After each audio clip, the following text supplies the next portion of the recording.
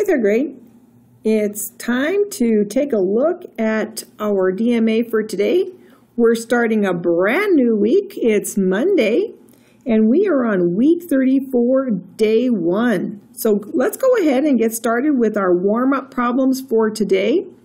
Our first problem is looking at a pattern, and we're looking to find the missing numbers in this pattern. So we can see that looking at our numbers, we have 99, 92, and 85.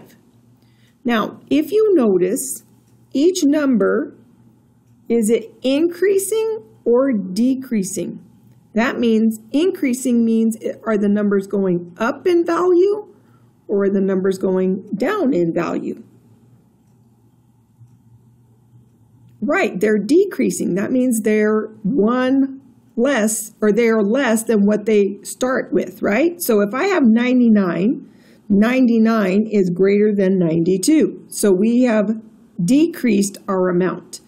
92 is greater than 85. So again, we're decreasing or going back a little bit at a time, right?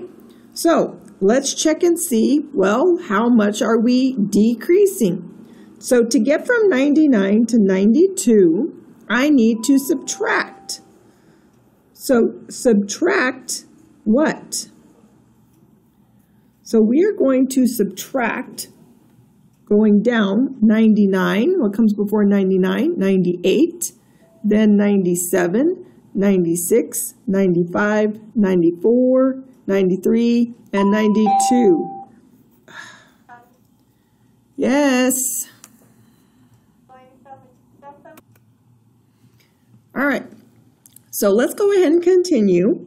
Subtract 7 here. So let's see if we can subtract 7 also here. So go 92. 1 less is 91, 90, 89, 88, 87, 86, and finally 85. So I've got 7 here. I've subtracted 7 here also. So now I see that this pattern is continuing at least twice. So if it's continued at least twice, we know that we're going to have a rule of subtract 7. So now I need to subtract 7 once again. And to do that, I can subtract 5 and then 2. And I can subtract 5, which makes 80, and then subtract 2 more, which would make 78. So my next number in my pattern is going to be 78. Now I can do the same thing once again. I could subtract 8, but that's too much, right? So what if I subtract 5 again and 2 again? So if I subtract 5, that would be 73, and then 2 more would be 71.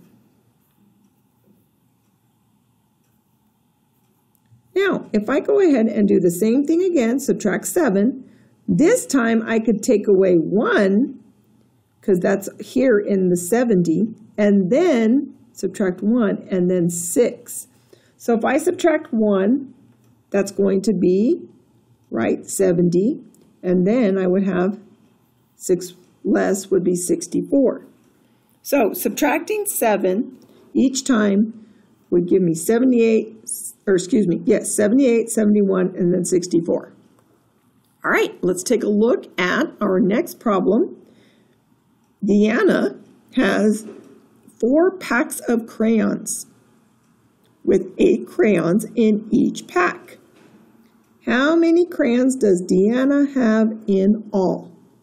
So we want a total number of crayons.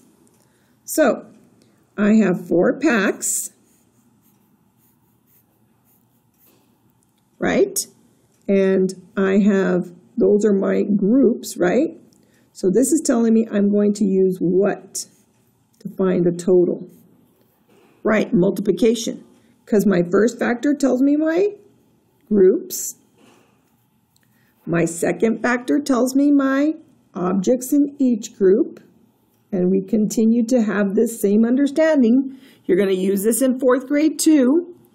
objects in each group, and this is going to be my total objects. So, how many groups do I have? Right, 4 packs.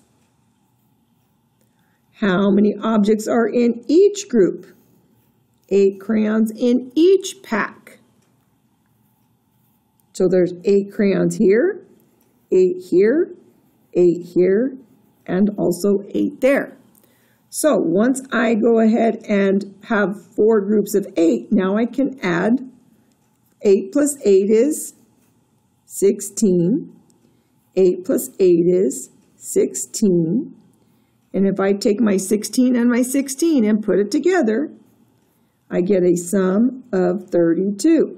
So my total crayons, once I've used my addition, my repeated addition to help me find my total, I get 4 groups of 32, or excuse me, 4 groups of 8 will give me a product of 32. The product is the answer to a multiplication sentence. So factor, factor, product. All right, now let's take a look at our next problem. It has to do with measuring the length. And remember, we know that we have ½ inches in between every inch, and then we have quarter inches also. So notice that right here is my half. That's the half. And then right here, and I'm just going to put half there, nice and small. And then here are my quarters on the opposite sides. So now if you look, we have how many whole inches? How many whole inches? Well, if you notice, our whole inches are broken up into fractions in between. So there's 4½ and here is 4½, 5½, 6½, and this is going to be 7 and 7 whole inches and half of another.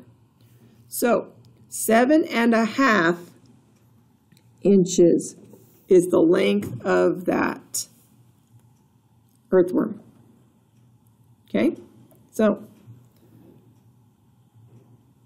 and now we're going to take a look at our last problem. It says, draw square units to show the area inside of the rectangle.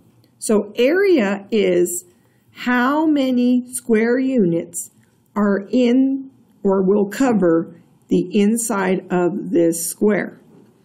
Now, not perimeter. Even though each one of these sides is showing the length of this, and they didn't even say what the length is, we're going to assume that we have 3 rows, because you can either use this side to tell me how many rows there are, or you can use this side to tell how many rows there are. So that could be 3 rows with 3 columns, or 3 rows with 3 columns. So how many rows and how many columns? So I have 3 rows of 3. 3 rows with 3 squares in each row. So there's 3 here, and there's 3 here, and there's 3 here. And 3 plus 3 plus 3 is, right, 9 square units. Now, when we don't have the square units there to help us see the squares, we remember that the side, one of the sides is going to tell us our rows, and either the top or the bottom can help us find the columns. And 3 rows of 3 is going to give us our area of 9 square units.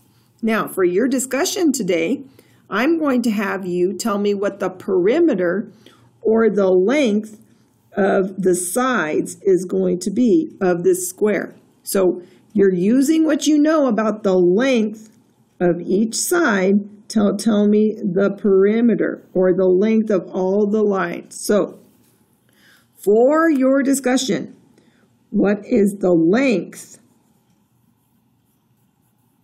of all the sides. And that will tell me my what? Perimeter. The length of all the sides will tell me my perimeter. Perimeter is the length of the sides that you use to make the figure. All right, that's it for today. It's Monday, starting a brand new week of learning. Can't wait to see you guys in math today. Have a great day.